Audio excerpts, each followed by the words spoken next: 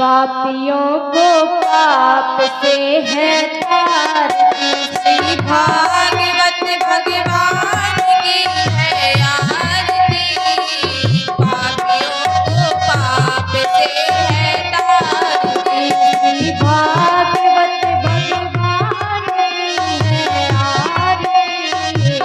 पापियों को पाप से है तारती। श्री भागवत भगवान की है आरती। पापियों को पाप से है तारती।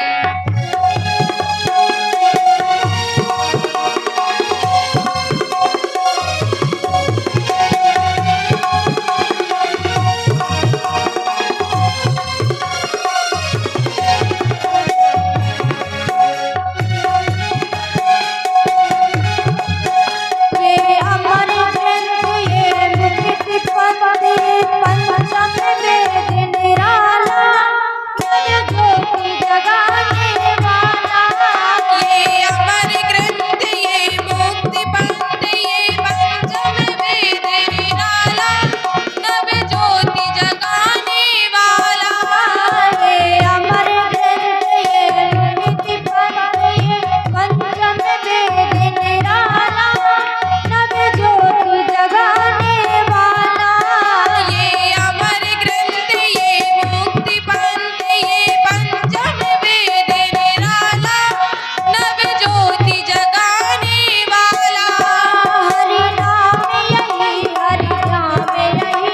हरि नाम यही हरि धाम यही। यही जग मंगल की आरती।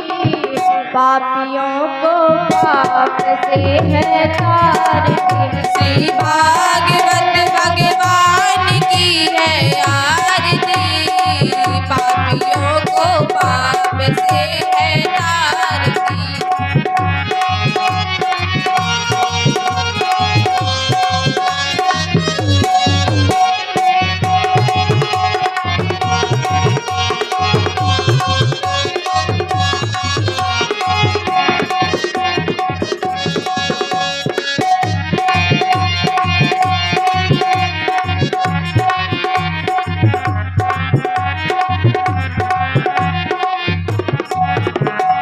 शांत गीत पावन पुनीत पापों को मिटाने वाला।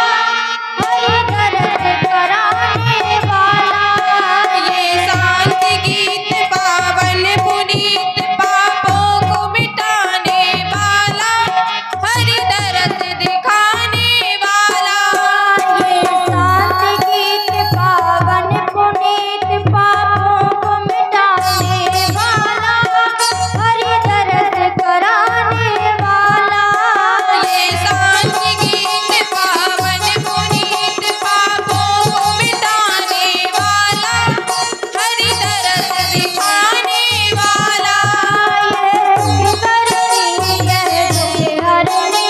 यह सुख करनी यह दुख हरनी। श्री मधुसूदन की आरती। पापियों को पाप से है तारती। श्री भागवत भगवान की है आरती। पापियों को पाप से है तारती।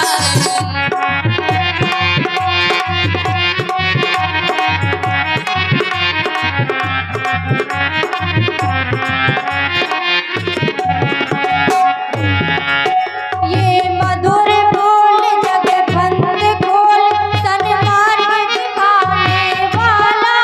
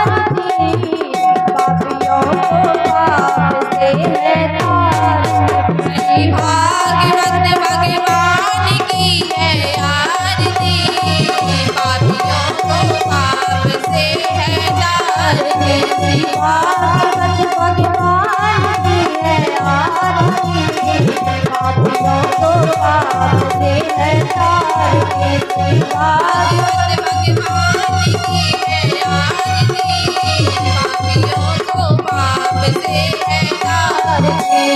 कर्पूर गौरम करुणावतारम संसार सारम बुद्धि निवारम सदा वसंतम हृदयारविंदे कवं भवानी सहितं नमामि, कवं भवानी सहितं नमामि। त्वमेव माता च त्वमेव बन्धुः सखा त्वमेव, त्वमेव वेद्या द्रविणं त्वमेव सर्वं मम देव देवा, त्वमेव सर्वं मम देव देवा, त्वमेव सर्वं मम देव देवा। प्रेम से बोले सांवरिया सरकार की जय।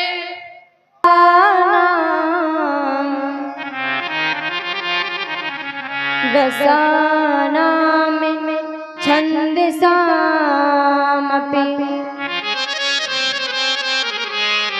मंगलाना में चकरे तारो वंदे वाणी विनायक नमो ब्रह्मांड देवाय गो ब्राह्मणे हिताय च जगद्धिताय कृष्णाय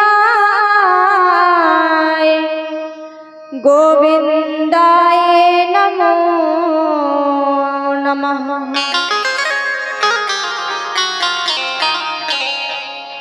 सीतानाथ समारंभम् श्रीरामानन्दार्य मध्यमाम् अस्मदाचार्यपर्यन्ताम् वन्दे श्रीगुरुपरम्पराम्।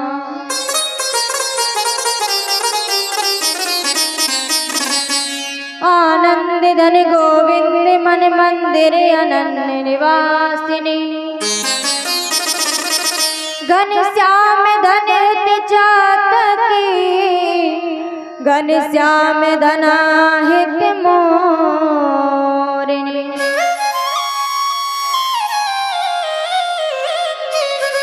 छवि ललित कमला कोटि सम नव नील अंबर धारणी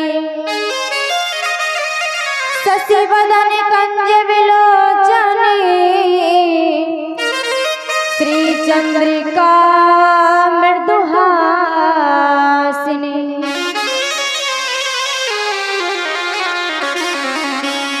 जय जय श्री राधा रमण जय जय नवल किशोर जय गोपी चित चोर प्रभु जय जय माखन चोर। राधे मेरी स्वामिनी मैं राधे की दास तो जन्म जन्म मोहि दीजियो श्री वृंदावन को वास।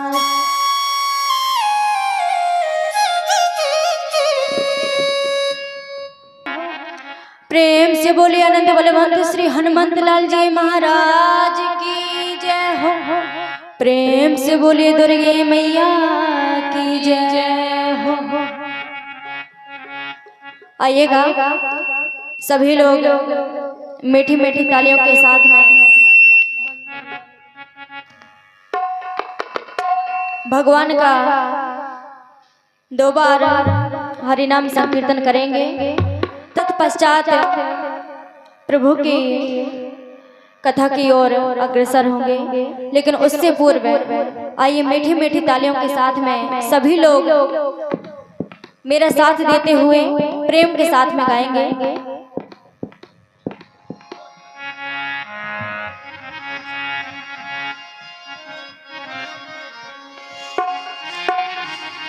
गोविंद जय जय गोपाल जय जय गोविंद जय जय गोपाल जय जय गोविंद जय जय गोपाल जय जय गोविंद जय जय गोपाल जय जय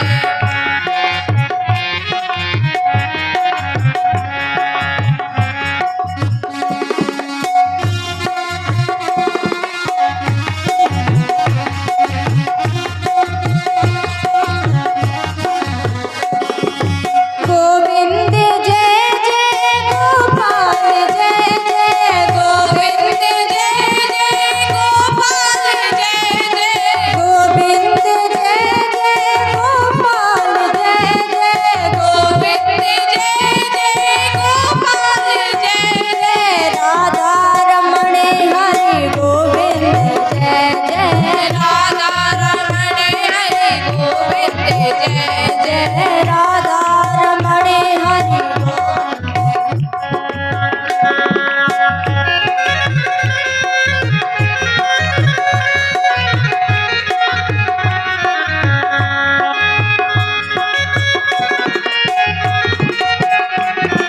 हरि बोल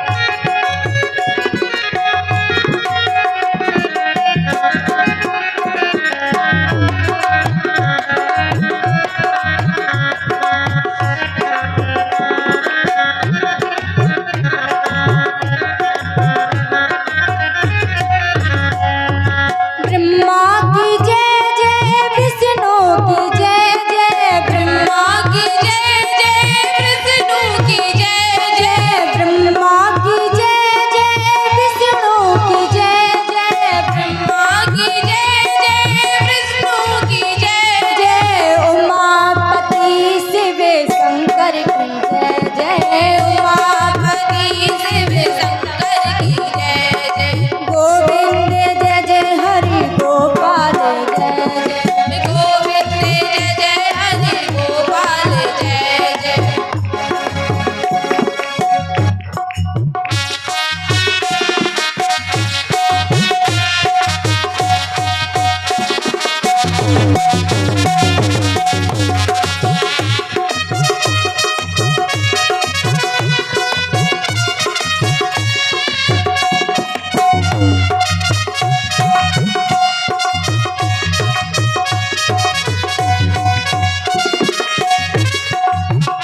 और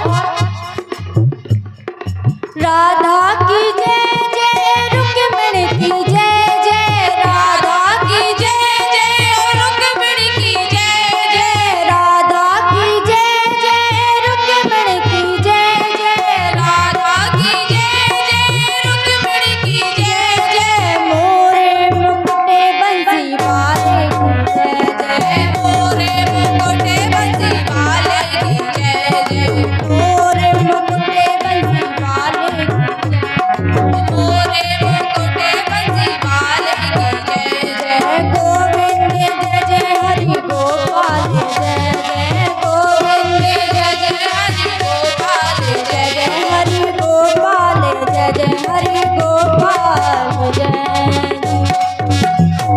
प्रेम से बोले बाल कृष्ण भगवान की जय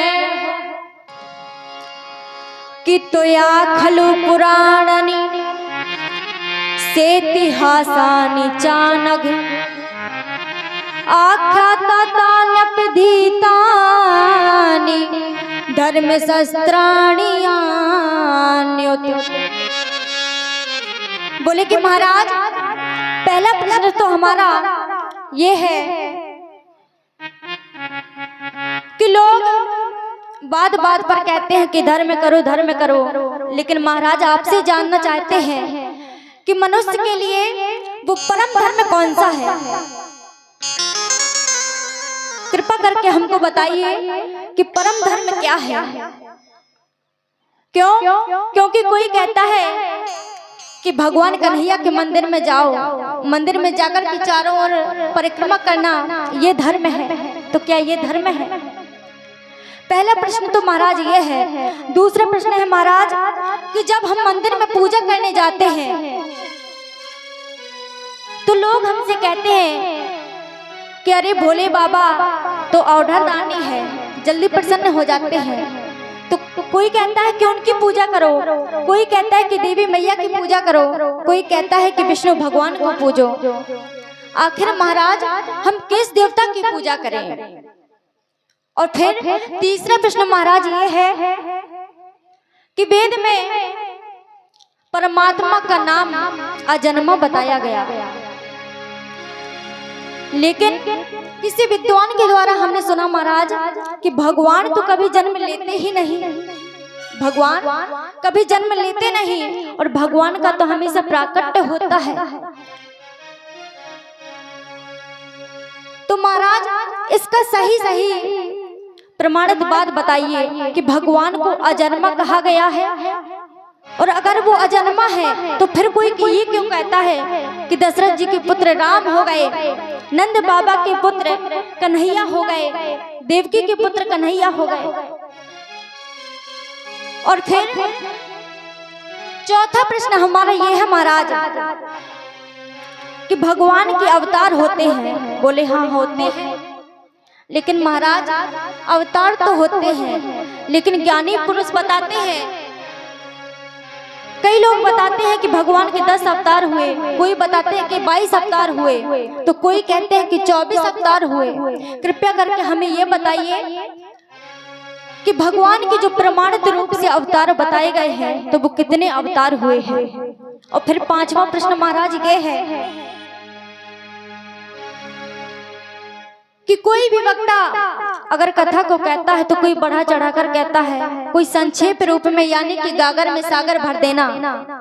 तो क्या महाराज वो वक्ता श्रेष्ठ है जो गागर में सागर भर के कथा कहे या फिर सूक्ष्म रूप में कथा कहे? क्यों? क्योंकि महाराज अतः साधोत्रम समुद्रत यतिसारम मनीषया। क्यों? क्योंकि महाराज हम जानते हैं जिस प्रकार से सूरदास जी ने गागर में सागर को भर दिया, उसी प्रकार से अगर कोई वक्ता कथा को कहे तो ज्यादा अच्छा है। सूत जी महाराज कहने लगे कि मुनिवर आपके प्रश्न श्रेष्ठ है। बोले एक प्रश्न और रह गया महाराज। बोले कौन सा? बोले कि छठवां प्रश्न हमारा ये है महाराज, आप कहते हैं कई वक्ताओं के मुख से हमने सुना है कि जब इस पृथ्वी पर अधर्म बढ़ जाता है, पापों का संचय ज्यादा हो जाता है, तब भगवान उन दुष्टों का संहार करने के लिए, धर्म की स्थापना करने के लिए अवतार लेते हैं। लेकिन प्रभु एक बात समझ में नहीं आई। बोले क्या? तो कहा कि मान लिया कि भगवान पापों का नाश करने के लिए, दुष्टों का संहार करने के लिए आते हैं। क्यों? क्योंकि प्रभु ने गीता में कहा है। कहा क्या है?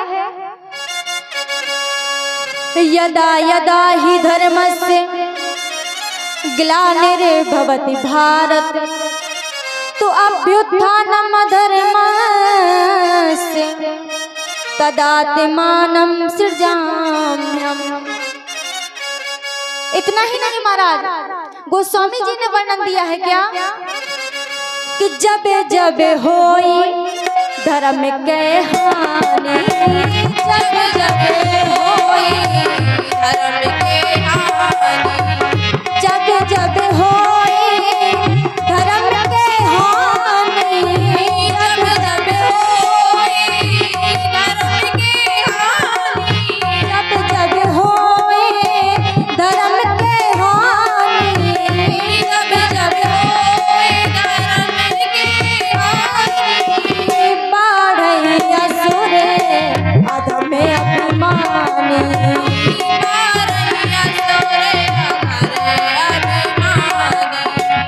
बारैया सोरे हमारे अभिमानी, बाढ़ई असुर अधम अभिमानी।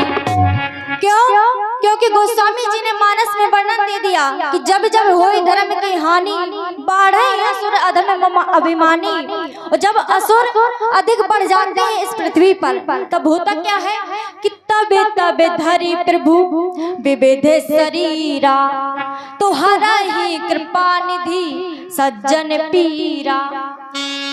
बोले महाराज ये तो सुना है, और जहाँ तक जन जन जानता है कि जब अधर्म का ज्यादा संचय हो जाता है तो प्रभु अवतार लेकर के आते हैं धर्म की स्थापना करने के लिए, कि धर्म स्थापनाए संभवामि युगे युगे।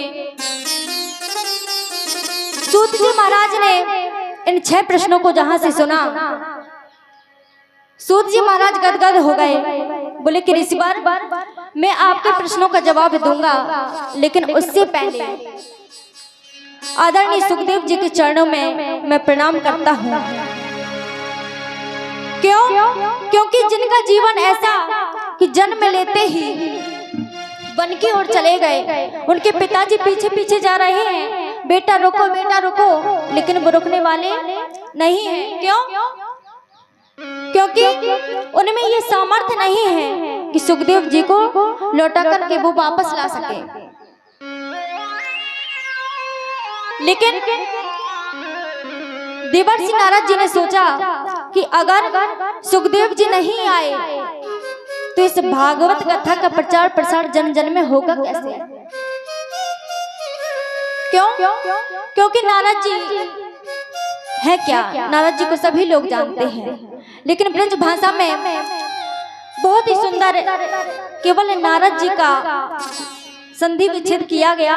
शब्दों में किसी ने कहा है कि नारम ज्ञानम ददाति इति नारदा। बोले नारद जी कौन है? बोले नारम ज्ञानम ददाति इति नारदा। बोले जो ज्ञान देते हैं, जन जन को ज्ञान देते हैं। बोले महाराज किसी को नारद जी के दर्शन हो गए, अगर उसके घर में झगड़ा चल रहा है और वहां पर देवर्षि नारद पधार गए तो वहां झगड़ा खत्म हो जाता है। लेकिन एक बात और, जहां पर झगड़ा कभी ना हुआ हो और वहां पर नारद जी पधार गए तो ये समझो कि उसी दिन से झगड़ा शुरू। लेकिन देवर्षि नारद ने मन में विचार किया कि वैसे तो मैंने लक्ष्मी विष्णु भगवान में झगड़ा कई बार करवा दिया, लेकिन भोलेनाथ और पार्वती मैया का कभी भी झगड़ा नहीं हुआ। तो किया क्या? नारद जी सीधे पहुंच गए कैलाश पर्वत पर। पार्वती मैया बैठी है और भोले बाबा अपनी तपस्या में लीन है, समाधि में लीन है। पहुंचे कैसे?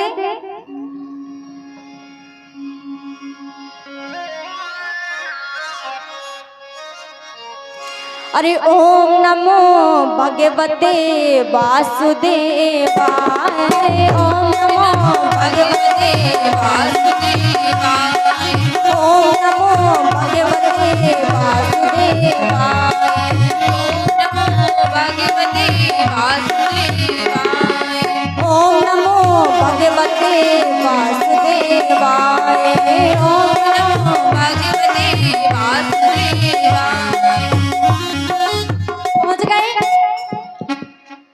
भोले बाबा तपस्या में लीन है, समाधि में बैठे हैं। सीधा पहुंचे पार्वती मैया के, जहां पार्वती मैया बैठी हैं। नारद जी को देखती पार्वती मैया ने प्रणाम किया। बोले देवर्षि नारद आपका आज आगमन कैसे हो गया? जैसे ही इतना कहा पार्वती मैया ने तो देवर्षि नारद बोले कि मैया अरे क्या बताऊं, आजकल मैंने देखा है इस कलयुग में संसार में कोई भी सत्य बोलने वाला नहीं है। क्यों? क्योंकि मैंने देखा है कि स्वार्थ लागे करे सब प्रीति, तो सुर नर मुनि सब की यह रीति। माता मैंने तो यहाँ तक देखा है कि अगर कोई प्रेम भी करता है वो भी स्वार्थ के पीछे, माँ बाप से भी प्रेम करता है तो वो स्वार्थ के पीछे। क्यों? क्योंकि जब तक उसको ये याद है कि अभी ये इसके लायक है, इनसे ये मिलेगा, तब तक तो वो सेवा करेगा। लेकिन जहां से उसका स्वार्थ खत्म हो गया तो उनकी सेवा करना बंद। पार्वती मैया बोली, आपने ये देखा? बोले हाँ। बोले आगमन कैसे हुआ? देवर्षि नारद कहने लगे कि माँ आपको एक बात पता है? बोले कौन सी बात? बोले वैसे तो भोलेनाथ आपको सब कुछ बताते होंगे। पार्वती मैया बोली हाँ सब कुछ बताते हैं। बोले क्या क्या बताते हैं? पार्वती मैया ने कहा कि वैसे तो सब कुछ बताते हैं, यहाँ तक कि जो मंत्र गुरु मंत्र किसी को बताया नहीं जाता वो भी मुझको आकर के बता देते हैं। क्यों? क्योंकि गोपीनयम गोपनीयम गोपनीयम प्रयत्नता, ये वेदांतों में लिखा है कि किसी को भी अपना गुरु मंत्र नहीं बताना चाहिए। लेकिन मेरे स्वामी मुझसे इतना प्रेम करते हैं कि उनसे अपना गुरु मंत्र भी छिपा नहीं रह सकता। और यहाँ तक कि समाधि में अगर उन्होंने प्रभु राम की जो झांकी देखी है तो समाधि से उठ करके जब आते हैं मेरे पास में तो वो भी बता देते हैं कि देवी आज मैंने झांकी में ये देखा, आज मैंने ये देखा। नारद जी बोले ये तो बड़ी अच्छी बात है, आपको सब कुछ बता देते, आपसे बड़ा प्रेम करते हैं। बोले हाँ। तो माता आपको ये तो जरूर बताया होगा कि जो वो भोले बाबा अपने गले में मुंडों की माला पहने हैं तो वो किसकी है? और जहां से नारद जी ने इतना कहा पार्वती मैया शांत हो गई। पार्वती मैया ने कहा, जैसे ही नारद जी ने ये कहा कि माता भोले बाबा ने ये तो जरूर बताया होगा, जब आपको सब कुछ बताते हैं तो ये बात तो जरूर पता होगी कि उनके गले में जो माला है और माला में जो मुंड है वो किसके हैं। जैसे ही ये बात माता पार्वती ने सुनी नीचे को सिर कर लिया। नारद जी बोले माता क्या हुआ? माता बोले प्रेम तो बहुत करते हैं लेकिन ये बात तो मुझे अभी तक कभी भी नहीं बताई, न इस बात के बारे में कोई भी जिक्र हुआ। नारद जी बोले तो काहे का प्रेम? बोले जो मेन बात है वही तो आपको बताई नहीं। अब इतना कह करके नारद जी वहां से चले गए। अब माता पार्वती को तो वही दिमाग में आए, मेरे स्वामी ने मुझको ये बात नहीं बताई। सारा का सारा श्रृंगार अपना उतार दिया और कोप भवन में चले गए। अब कोप भवन तो पहले के जमाने में हर एक औरत के रूठने का एक अलग से भवन बना दिया जाता था और उसके आगे दरवाजे पर लिख दिया जाता था कोप भवन। तो मैया पार्वती कोप भवन में प्रस्थान कर गई। भोले बाबा ने देखा कि नारद जी आए थे, अब जरूर कुछ मामला गड़बड़ होगा। नारद जी तो वहां से चले गए, लेकिन भोले बाबा जैसे ही आए तो पार्वती मैया को वहां नहीं पाया। पार्वती मैया के पास गए, बोले देवी क्या हुआ? बोले उन्हू। फिर भोले बाबा ने कहा आखिर बताओ तो बात क्या है? क्रोध में बोले कुछ नहीं। भोले बाबा ने कहा ऐसी क्या बात हो गई? जानते तो सब कुछ है कि देवर्षि नारद आए थे तो कुछ ना कुछ भर के गए हैं। पार्वती मैया को बार बार जब भोले बाबा ने कहा कि बताओ तो देवी बात कौन सी है, तुम आज क्रोधित क्यों हो? पार्वती मैया बोली तुम मुझसे दूर रहो, मुझसे बात मत करो। भोले बाबा ने कहा कि तुमने आज तक ऐसा नहीं कहा, पर आज बात क्या हो गई? पार्वती मैया बोली सब कुछ तो बताते हो, लेकिन अरे ये माला के बारे में आज तक मुझे क्यों नहीं बताया? भोले बाबा बोले इतनी सी बात? बोले अच्छा ये इतनी सी बात है? आखिर ये जो मुंडों की माला है तो इसमें ये सिर किसके है, ये मुंड किसके है? भोले बाबा विचार करने लगे कि आखिर आज ये क्या हो गया। बोले देवी, इसका बहुत बड़ा रहस्य है। पार्वती मैया बोली जो भी हो अब मुझसे बात मत करो। भोले बाबा ने कहा कि मैं बताता हूँ। जितने बार भी तुमने देह धारण की और देह धारण करने के बाद तुम्हारी मृत्यु हुई, तो उसके बाद मैं एक एक मुंड करके अपनी माला में पिरो लेता, और ये 108 जब मुंड हो गए तो उसकी मैंने पूरी माला तैयार की और अपने गले में धारण कर ली, ताकि तुम्हारी स्मृति मुझे बनी रहे। अब तो पार्वती मैया और खो दे। बोले कि इतनी बड़ी बात? बोले हाँ। बोले अब तो मुझसे दूर ही हो जाओ, मेरे आंखों के सामने से हट जाओ। भोले बाबा ने कहा अब क्या हुआ? पार्वती मैया ने कहा कि आखिर मैं बार बार मर जाती हूँ और आप ज्यों के त्यों। बोले ऐसा क्यों? तुमने मुझसे इतनी बड़ी बात छुपाई कि मैं बार बार मर जाऊं और तुम कभी मरते ही नहीं। आखिर तुमने ऐसी कौन सी दवा खा रखी है, कौन सी औषधि खाई है? भोले बाबा के नेत्र सजल हो गए। भोले बाबा ने कहा कि देवी, वो कोई भी औषधि नहीं है, वो औषधि है तो कौन सी? श्रीमद् भागवत कथा। बोले मैंने श्रीमद् भागवत कथा को श्रवण किया है, अमृत पान किया है, जिसके कारण मैं कभी मरता नहीं। पार्वती मैया बोली कि कृपा करके मुझे वो श्रीमद् भागवत कथा मुझे भी सुनाइए, ताकि मैं भी अमर हो जाऊं। भोले बाबा ने कहा देवी कथा तो सुनाऊंगा, लेकिन उसके कुछ विधि विधान है। पार्वती मैया ने कहा जो भी विधि विधान है मैं पूरी विधि विधान से कथा सुनूंगी। और भोले बाबा ने 7 दिन तक पार्वती मैया को आसनी लगा करके कथा सुनाई। लेकिन चौथे दिन अब सुखदेव जी की बात करें तो वही सुखदेव जी तोता के रूप में, अंडे के रूप में कैलाश पर्वत पर प्रादुर्भूत हो गए और कथा को वो भी सुन रहे हैं। लेकिन एक दिन की कथा चली, 2 दिन की चली, 3 दिन की चली, लेकिन जैसे ही चौथे दिन की कथा आई तो पार्वती मैया को नींद आ गई।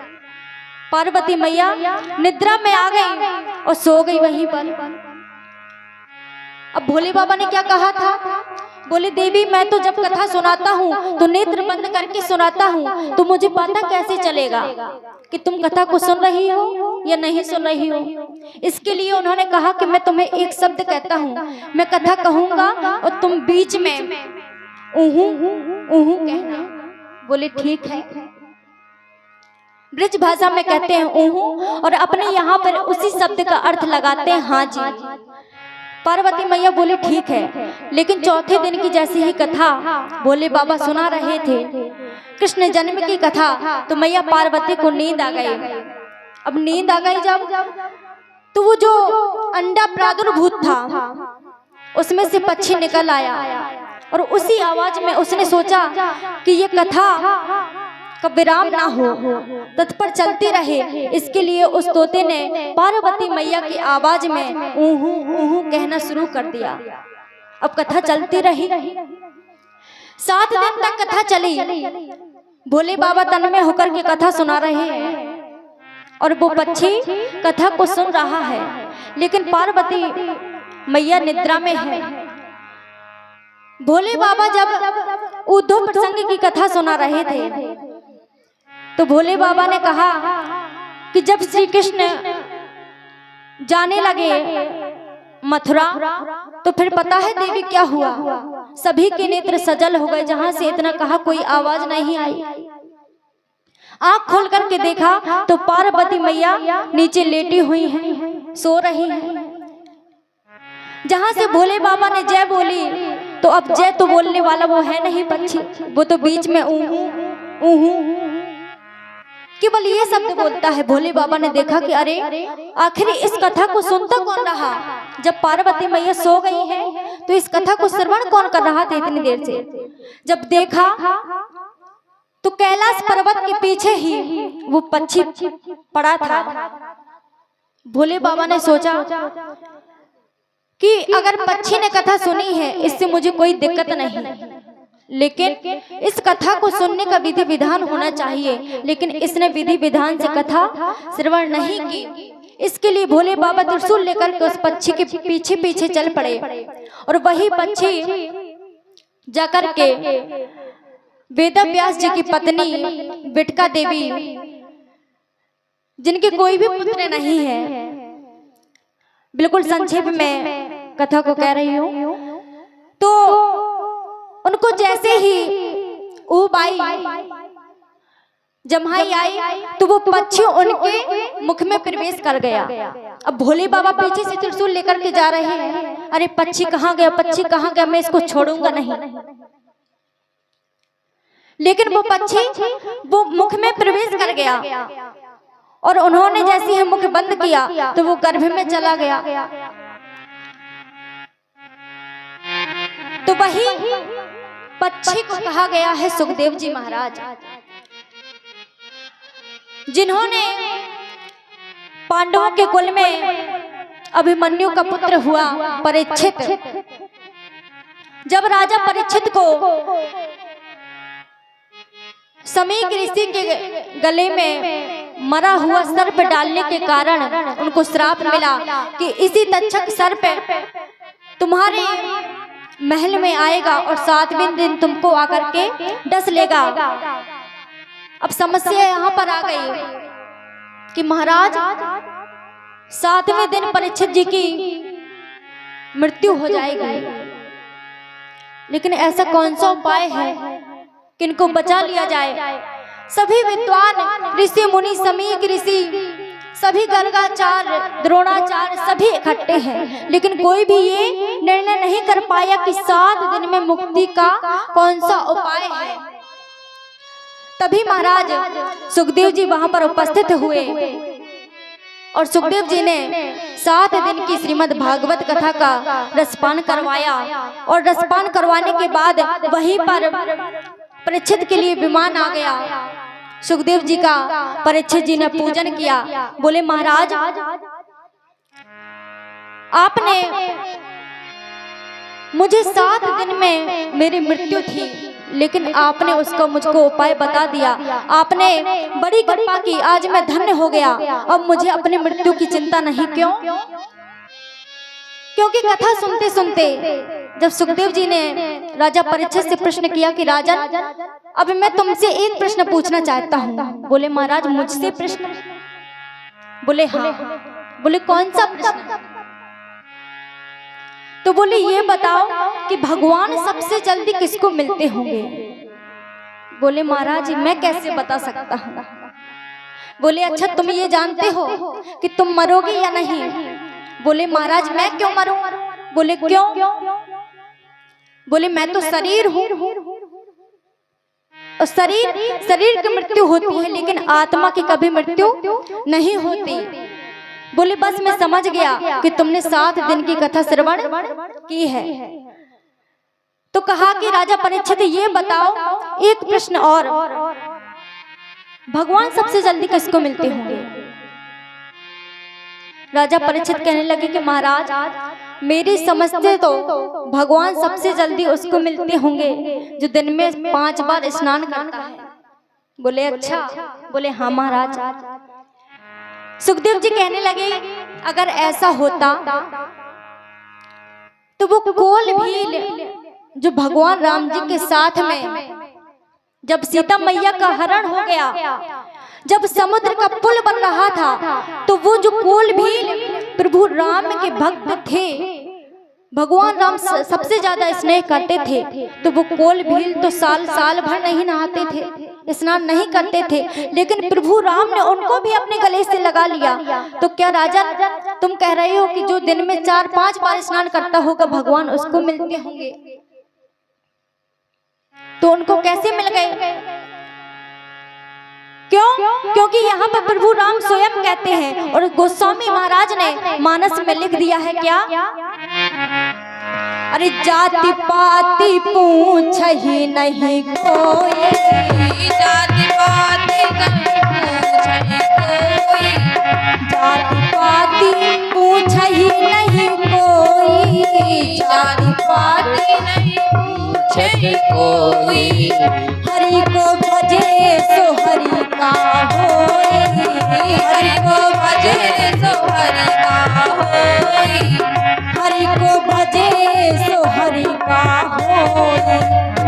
बोले महाराज गोस्वामी जी ने तो मानस में यहाँ तक लिख दिया कि जाति पाति पूछा ही नहीं कोई, हरि को भजे सो हरि का होई। तो बोले महाराज फिर भगवान उसको मिलते होंगे, किसको? कि जाति का हो, वो उच्च जाति का हो, नीच जाति का नहीं होना चाहिए। भगवान ये तो देखते होंगे।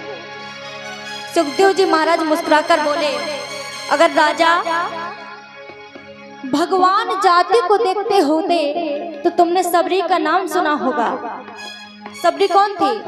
बोले एक भिल्लिनी थी, लेकिन भगवान स्वयं उसकी कुटिया में जाकर के उसके जूठे बेर खाए, तो क्या वो उच्च जाति की थी? बोले नहीं महाराज। फिर तुमने ये कैसे कह दिया कि जो उच्च जाति का होगा उसको भगवान मिलते होंगे? सुदामा जी ब्राह्मण थे। अब राजा परीक्षित मन में विचार करने लगे। बोले महाराज मेरे दिमाग में एक बात और आ रही है। बोले क्या?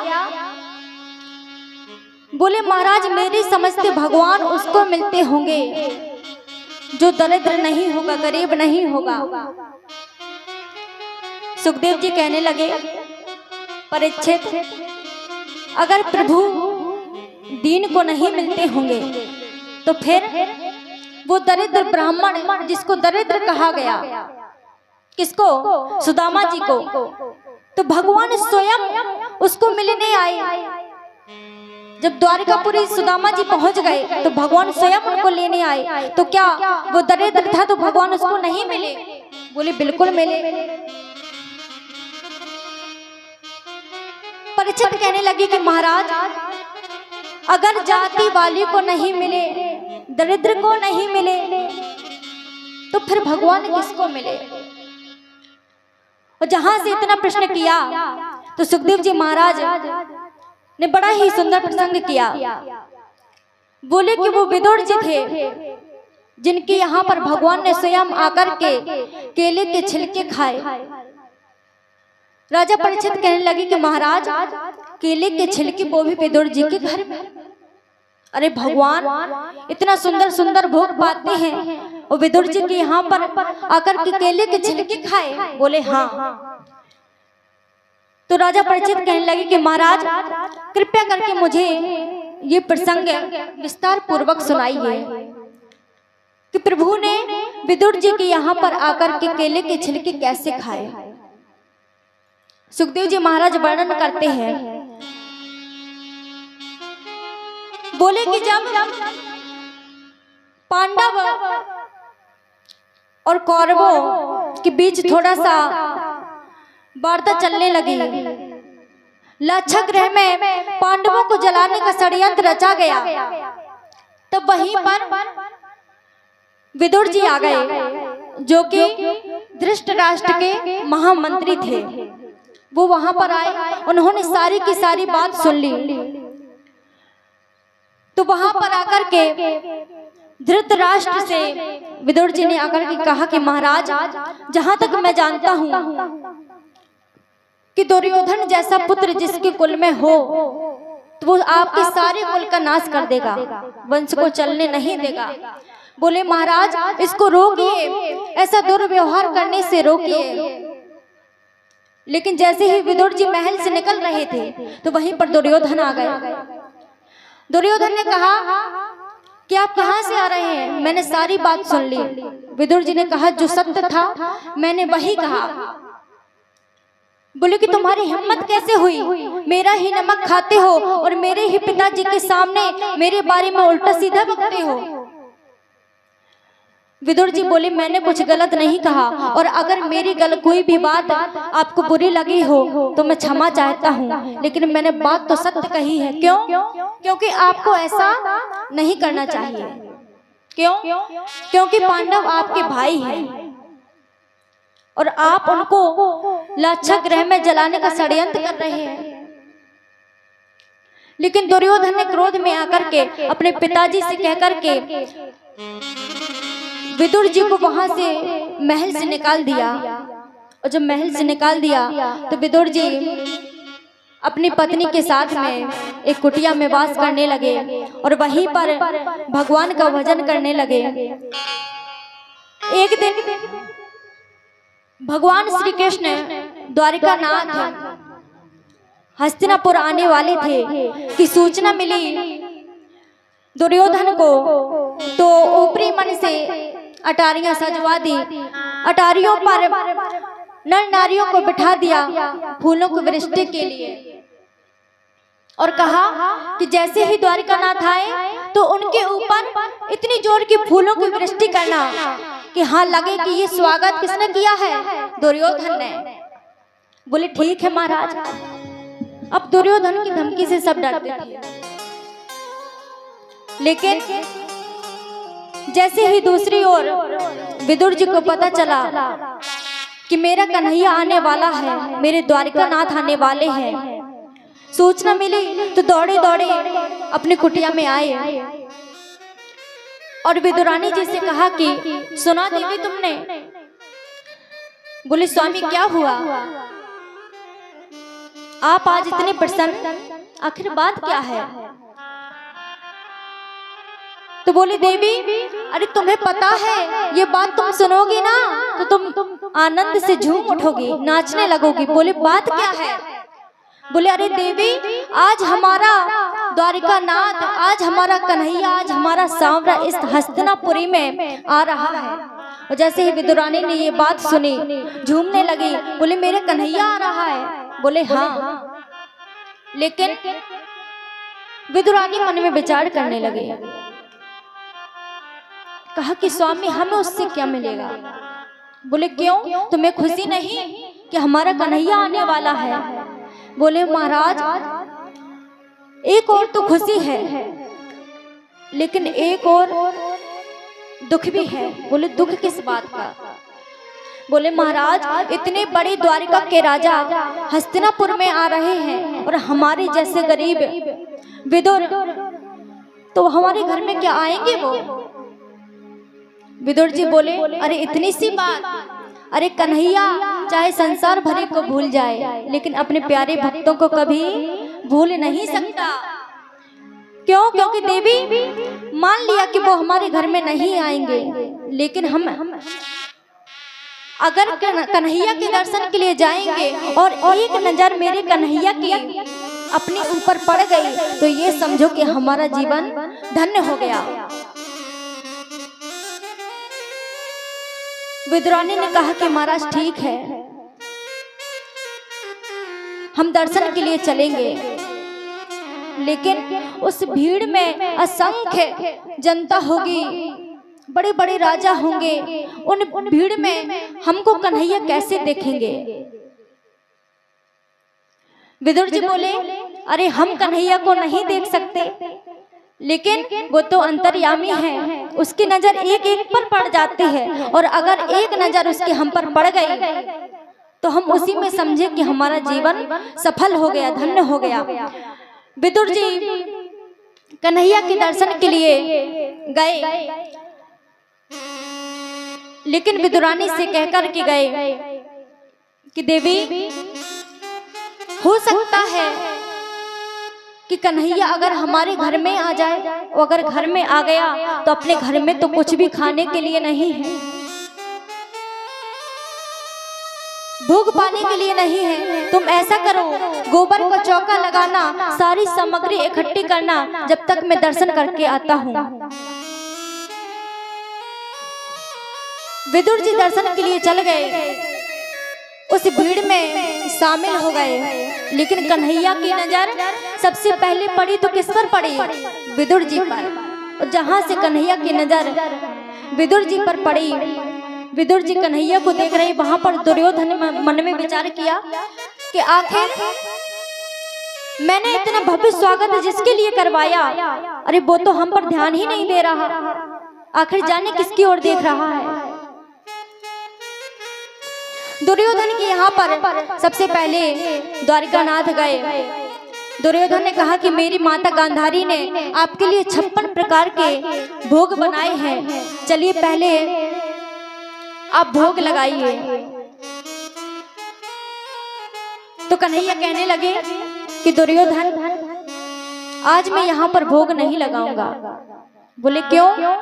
अरे मैंने खास करके तुम्हारे लिए 56 प्रकार के भोग बनाए हैं। कन्हैया बोले दुर्योधन भोजन केवल 2 परिस्थितियों में करना चाहिए,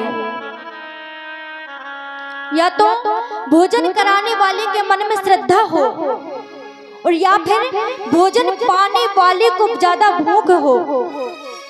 2 परिस्थितियों में करना चाहिए। तो दुर्योधन ना तो मेरे पेट में भूख है और ना ही तुम्हारे अंदर वो श्रद्धा है भोग कराने की, इसलिए मैं यहाँ पर भोग नहीं कर सकता, भोजन नहीं पा सकता। बोले फिर? बोले कि मेरे विदुर काका के यहाँ पर मेरा निमंत्रण है और वहीं पर जाकर के आज मैं भोग पाऊंगा। और जैसे ही कन्हैया ने ये बात कही तो दुर्योधन जोर से हंसने लगा। बोले क्या बात करते हो? अरे विदुर जी के यहाँ पर तुम्हारा निमंत्रण, द्वारकाधीश का निमंत्रण? बोले हाँ। दुर्योधन ने कहा चलो मैं भी देखता हूँ। अरे वो दासी पुत्र विदुर तुम्हें भोग में क्या खिलाता है? अरे खुद को खाने के लिए तो भोजन नहीं, अन्न नहीं, एक दाना नहीं, और वो इतने बड़े द्वारकाधीश को भोजन कराएगा। कन्हैया ने कहा जैसा भी होगा देखेंगे, लेकिन जब मेरा निमंत्रण किया है तो भोजन की व्यवस्था तो जरूर की होगी। मैं वहीं पर जाऊंगा। और भगवान नंगे पैर ही विदुर जी के घर पर गए, लेकिन विदुर जी घर पर है ही नहीं। क्यों? क्योंकि वो तो अपनी पत्नी से कहकर के गए थे कि तुम गोबर का चौका लगाना, सारी सामग्री इकट्ठी करना, हर जगह को शुद्ध रखना, हमारे कन्हैया क्या पता आ जाए। और जब तक मैं बाजार में जाता हूँ माखन लाऊंगा, मिश्री लाऊंगा, लड्डू लेकर के आता हूँ, जब तक तुम अन्न तैयारी करो। लेकिन प्रभु यहाँ पर विदुर जी के घर पर पहुंच गए। यहाँ पर विशेष बात, भगवान जब भी अपने भक्त के घर पे जाते हैं तो कभी भी पादुका पहन करके नहीं जाते। क्यों? क्योंकि जो सच्चा भक्त होता है तो वो भी जब वही कन्हैया के दर पे जाता है, भगवान के दर पे जाता है, तो हमेशा चप्पल बाहर उतार के जाता है। तो भगवान भी आज नंगे पैर ही दौड़ पड़े और साकल खटखटाने लगे। अरे काकी दरवाजा तो खोलो। लेकिन उसी समय विदुरानी जी स्नान गृह में स्नान कर रही थी, एक बार नहीं सुना। कन्हैया ने दोबारा साकल खटखटाई। अरे काकी सुना नहीं? तेरा कन्हैया आया है, तेरा सांवरा आया है, दरवाजा तो खोल। फिर भी वो इतनी मग्न थी कि उन्होंने कन्हैया की आवाज नहीं सुनी। कन्हैया ने दोबारा कहा, बोले काकी अरे तेरा द्वारकाधीश आया है, तेरा कन्हैया आया है, अरे मुझे बड़ी जोर की भूख लगी है, दरवाजा तो खोलो। और जैसे ही प्रभु ने ये आवाज लगाई तो विदुरानी जी अपनी सुध बुध भूल करके स्नान गृह में थी और जैसी अवस्था में थी वैसे ही अवस्था में गेट खोलने के लिए चली गई।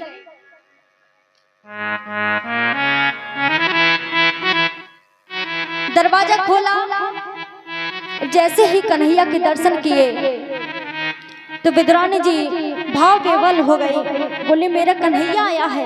काफी देर तक तो वो वहीं पर खड़ी रही। उनको विश्वास नहीं हुआ कि आखिर ये मेरा कन्हैया ही है या और कोई है। प्रभु ने कहा कि काकी अरे यहीं पर खड़ी करे रहोगी या अंदर भी ले जाओगी? तो जैसे ही कन्हैया ने देखा कि काकी तो अपने तन की ही सुध नहीं, जैसे ही अवस्था में थी वैसे ही दौड़ पड़ी, तो कन्हैया ने अपना पट्टा लिया, दुपट्टा लिया और काकी के ऊपर डाल दिया।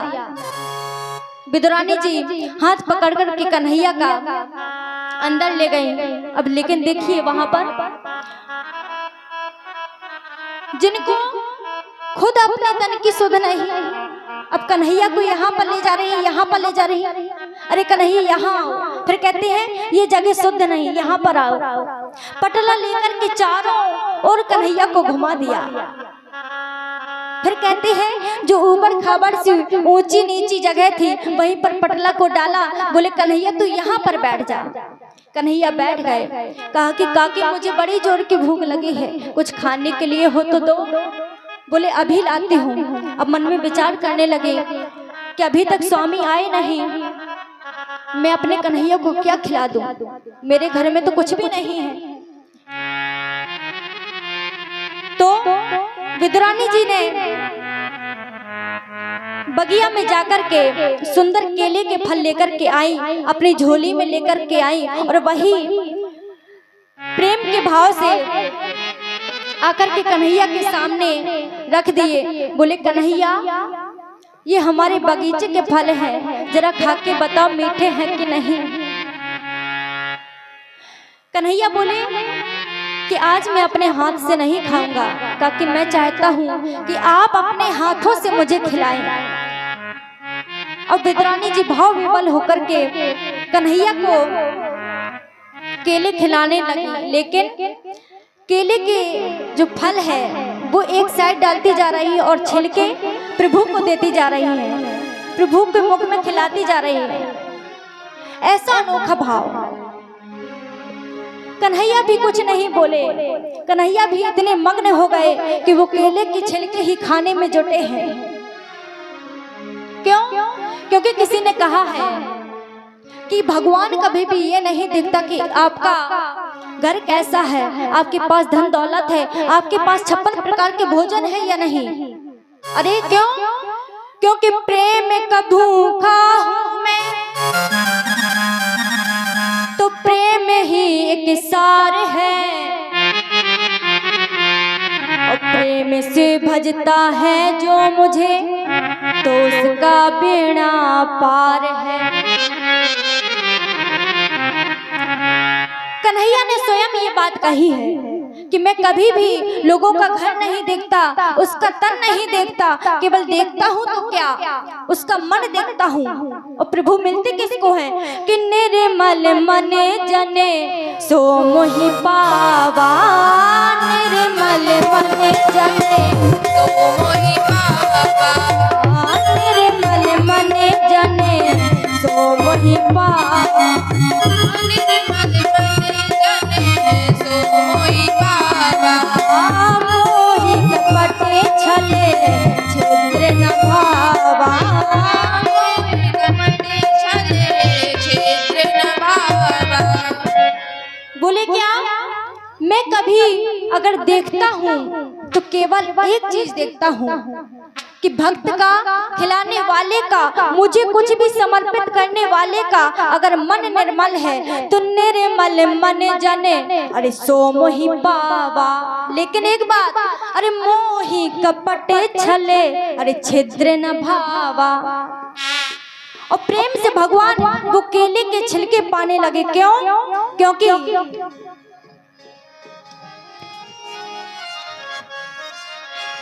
अगर जग में सबसे ऊंचा बताया गया है तो केवल एक चीज को, और वो चीज कौन सी है? प्रेम। और वही प्रेम माता का अपने पुत्र के प्रति होता है, पति का पत्नी के प्रति होता है। इसलिए किसी ने बड़ा ही सुंदर भजन गाया है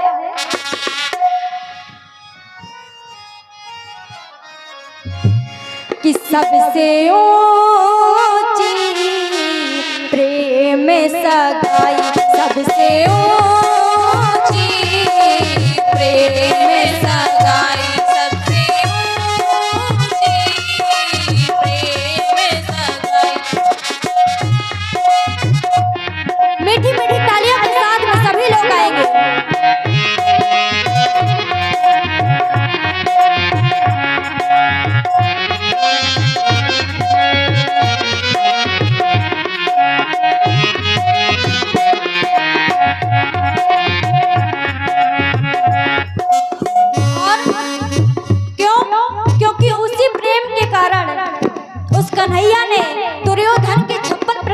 भोजन त्याग करके केवल एक दासी पुत्र के यहाँ पर जाकर के केले के छिलके खाए। तो कहना सबसे ऊंची प्रेम सगाई, सबसे ऊंची प्रेम सगाई। जय हो।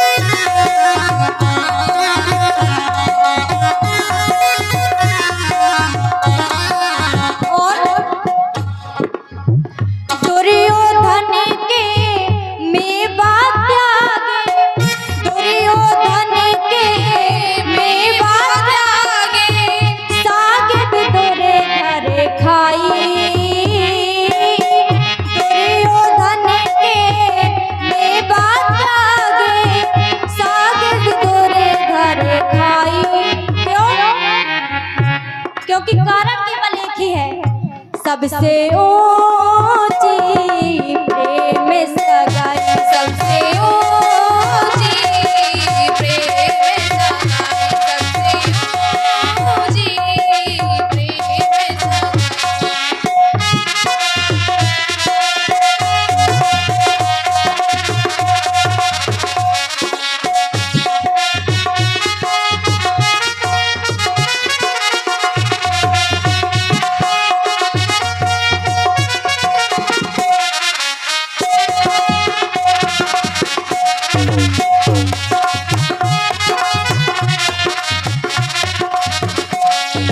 और केवल भगवान केवल भाव को देखते हैं और उसी भाव के कारण द्वापर युग में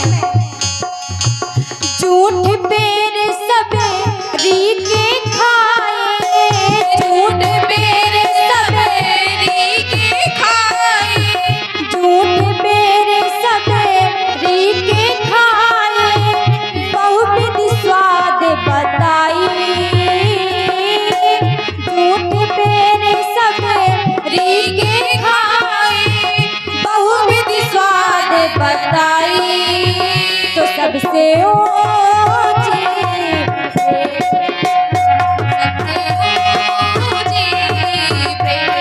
सगाई।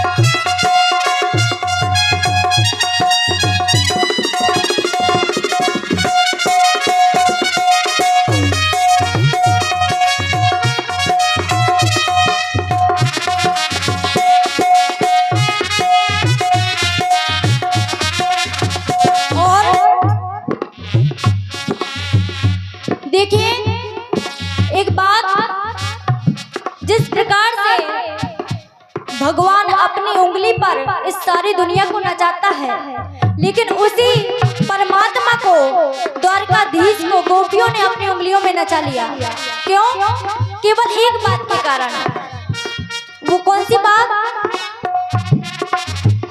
ऐसी प्रीते बड़ी वृंदावन, ऐसी प्रीते बड़ी वृंदावन, गोपिन नाच नचाई,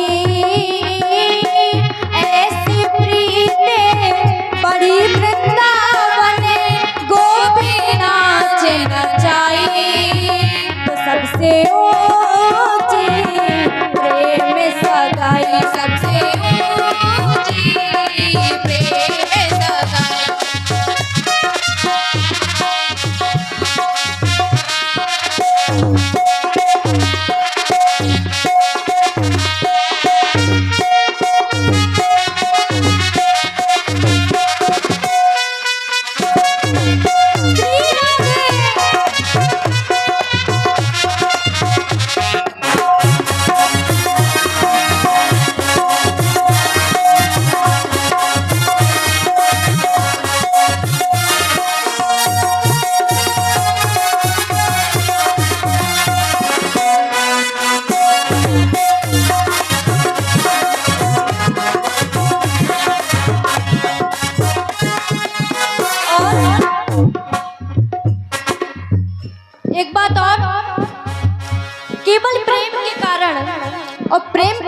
वशीभूत होने के कारण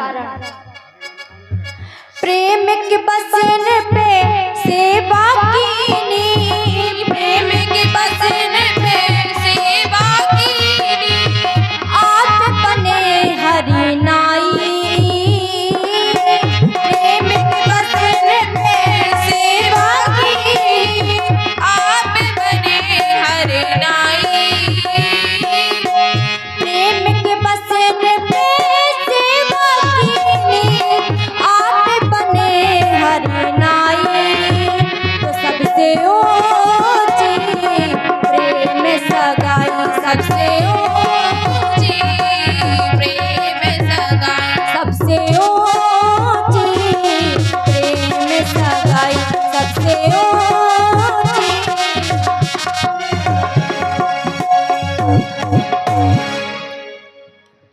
बात केवल एक ही है। प्रभु ने स्वयं कहा है कि प्रेम का भूखा हूं मैं,